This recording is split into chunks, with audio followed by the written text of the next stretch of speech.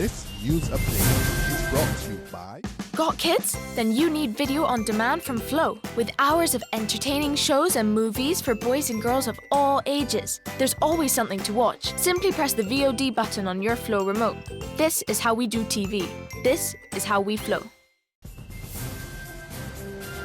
This is the Barbados Today afternoon news update for Thursday, February 25th. Thank you for joining us. I am Mary Claire Williams.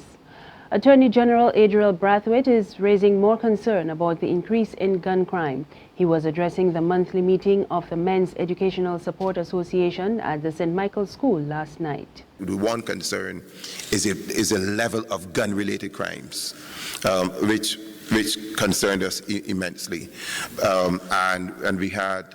I think we had about 31 murders, which was up again from 2014. On average, I think we tend as a country to have about 26 or 27 murders during the course of a year. Meanwhile, Brathwaite is hailing as a success efforts by police last year to reduce the level of domestic violence on the island. He told the meeting there has been a drop in the number of cases of police intervention in domestic issues in 2015. There were some successes. And on the domestic violence front is one area that we can signal that there were some successes. If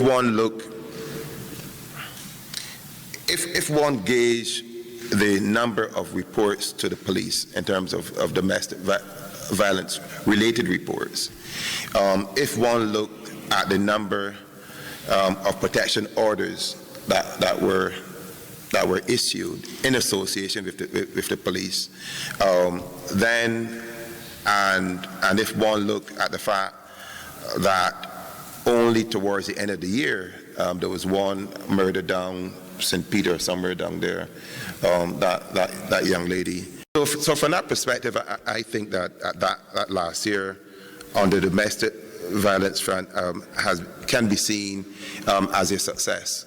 Police are seeking the public's assistance in locating missing girl, 14-year-old Keena Austin of Sixments, St. Peter. The Darrell Jordan Secondary School student has not returned home since leaving yesterday, dressed in her school uniform and carrying a pink North Face haversack. She attended school but did not return home. Police say Keena Austin is about 5 feet 9 inches tall, muscular and light brown complexion with short brown straightened hair. She has a round face and flat forehead and also has eczema on both legs and ankles. She also has a habit of biting her fingernails. Police are asking anyone with information relating to the whereabouts of Keena Austin to call the emergency number 211 or the nearest police station. There is increasing support for banning corporal punishment in schools. That's according to pollster Peter Wickham, who was speaking at a panel discussion on the matter. He says within the last 10 years, support has fallen by 90%, and he's predicting that in the coming years, people who support flogging will be in the minority. One of the interesting things that I find as a social researcher is that people often do not change their attitudes to things until they are presented with information to suggest that this is a problem.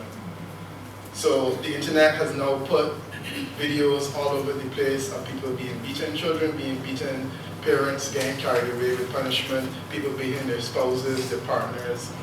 We are more offended now by a reality that always existed.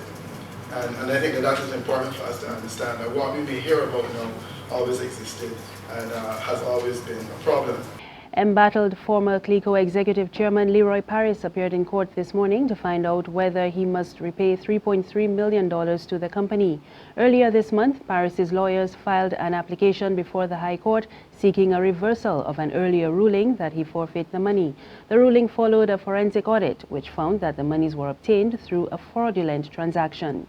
The following day, his lawyers convinced the sitting judge that any further steps to force Paris to pay up should be put on hold pending the outcome of the matter. The lawsuit against Paris was filed by CLICO's judicial manager, Deloitte Consulting.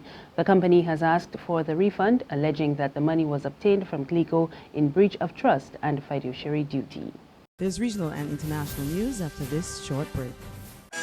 Work fast, This big weekend, bring all your family and all your friends. Don't be foolish, you got the plan, cause I'm bringing Dolly, Doocy and Dan. Don't be pusillanimous, you got to go and get your tickets at all the bus offices. AgriFest 2016, a bereft amount of entertainment, a humongous amount of agricultural projects. AgriFest for you, AgriFest for me.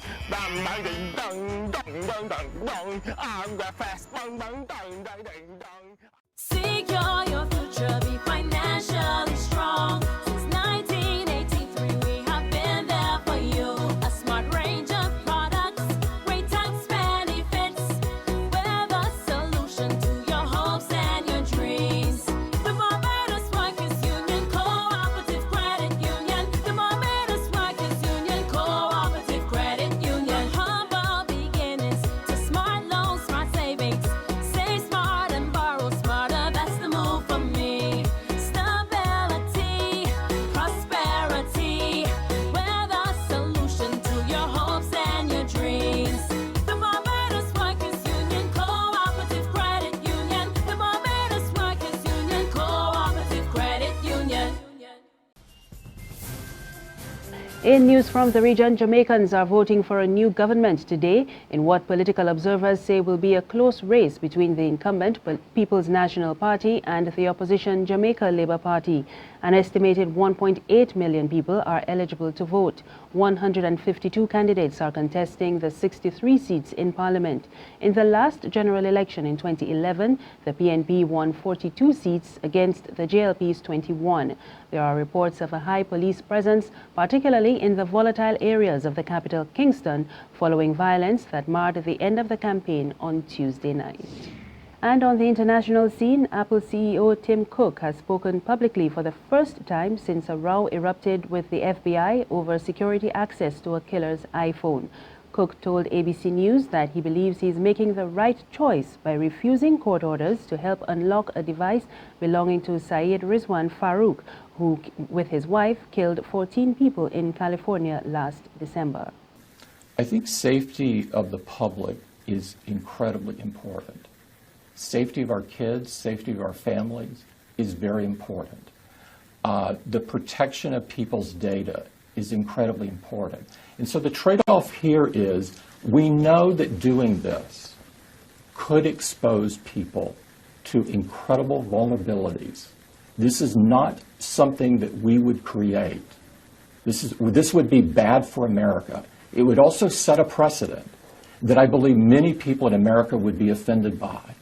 And so when you think about those which are knowns compared to something that might be there, I believe we are making the right choice. But in your quiet moments, do you have any concern that you might be able to prevent a terrorist attack by breaking into that phone? David, some things are hard, and some things are right, and some things are both.